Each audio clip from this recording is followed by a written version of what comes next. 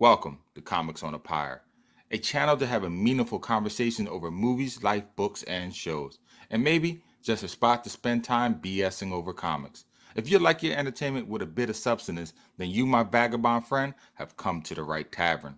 Tether your horse by the post and come right on in and warm yourself by the fire. Tap that subscribe button, and for the next few minutes, my fellow George Carlin reprobate, lend me your ear.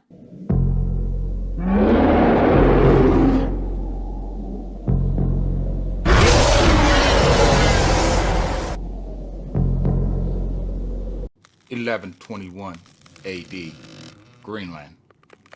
We have finally made landfall. We finally made it.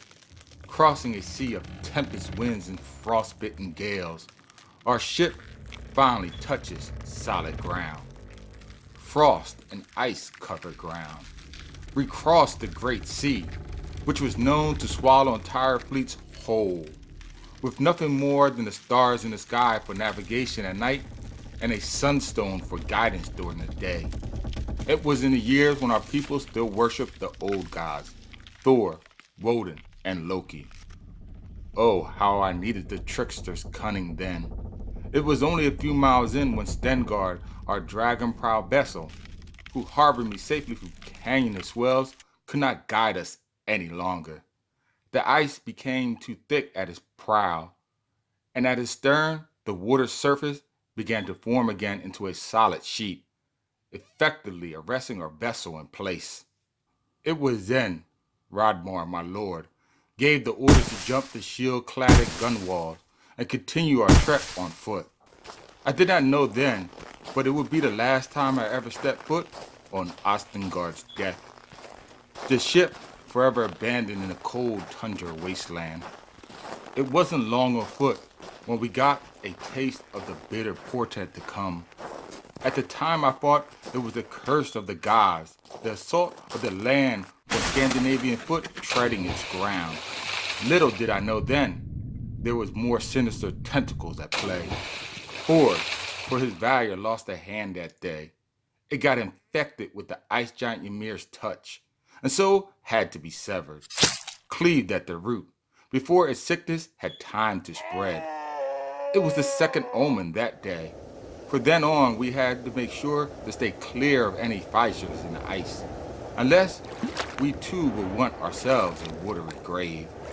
When our shod-covered feet finally stepped on solid ground, what we saw greatly perturbed us. The landscape of the ground shifted, as if some giant mighty axe smited it, sculpting mounds where before there was none. We knew no mortal hand was at play here. The hills were too high and the plains too hard. Not even a tool wielded by Odin's dwarf could forge a spade to break the surface of these grounds. They were frozen solid. But it was what we saw over the mound that really congealed the blood in our veins. Bodies of both man and beast scattered about. Some had spears buried deep in their bosoms. Others, bearded axe steeped deep in their skulls. But the one thing they all had in common is they were all burnt to the bones. Some little more than heaps of ashes. The remnants we did find defied logic. Man and beast seemed intertwined, welded into one. I have never seen, even in the most intense conflagrations, achieve this feat. It was as if a minion of Hela escaped her fiery plains only to die here scorched in the realm of man. At this point, I felt a nerve in my spine twitching, begging me to turn back, even though in my heart of hearts I knew Lord Rodmar would never allow it. In my mind, I thought better to return to Ostengard's deck, dislodge her from this land's cold, death-like grip, than to forge on into Bjorn's camp. For assuredly nothing good can await us there, if these hard omens are any signs of the things to come. Even now, in my old age, I blame myself for the deaths that followed. For if the bodies didn't persuade me to turn back, what we found in Lord Bjorn's stockade surely did.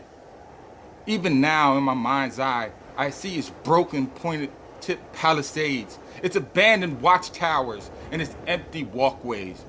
But what I saw next changed me forever.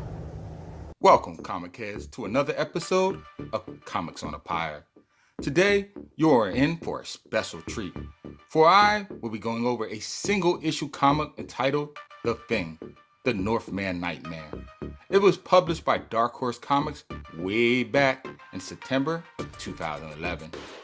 The cool thing is that its writer is no other than Steve Niles.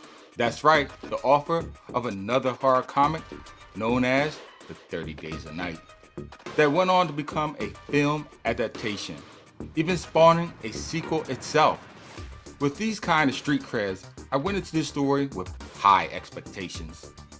And I am glad to say not only was I pleased with the comic, but the story surpassed my expectations. And I will go furthermore in saying that I enjoyed this comic more than I enjoyed The 30 Days a Night. The story is obviously a shoot-off of John Carpenter's movie The Thing, who itself is a remake of the 1951 version, if you didn't know that. It obviously takes place way before the first movie, but this time its setting is in Greenland and not Alaska, possibly implying two alien invasions of this polymorphic extraterrestrial. By all means, if you have not read this jewel in the rough, you owe it to yourself to do so, because even though I love the overall tone of the book, the ending is what really got me, making it a true horror masterpiece. Well, that's it for now. Check out my YouTube channel, Comics on a Pyre, for other videos like this one. Make sure to tap that bell icon before you go. And oh yes, as always, until next time, keep reading, my friends.